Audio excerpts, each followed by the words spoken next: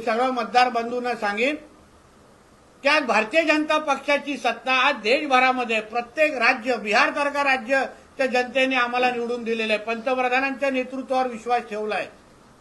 राज्यामध्ये आदरणीय देवेंद्र फडणवीस साहेबांचं काम गेल्या 11 महिने अतिशय ताकदीने सुरू आहे, अतिशय ताकदीने सुरू आहे.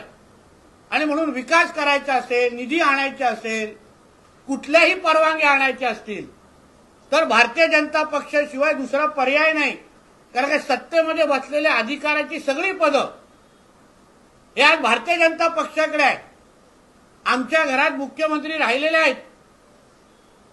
विचारा सरकारमधल्या कुठल्या फाईलीचं शेवटची सही, कुठली फाईल घ्या, शेवटची सही ही आदरणीय मुख्यमंत्र्यांची असते.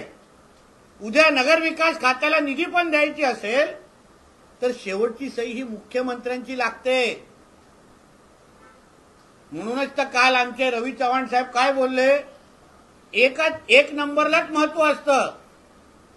आज एक नंबरला आमचे आदरणीय देवेंद्र फडणवीस साहेब आहेत.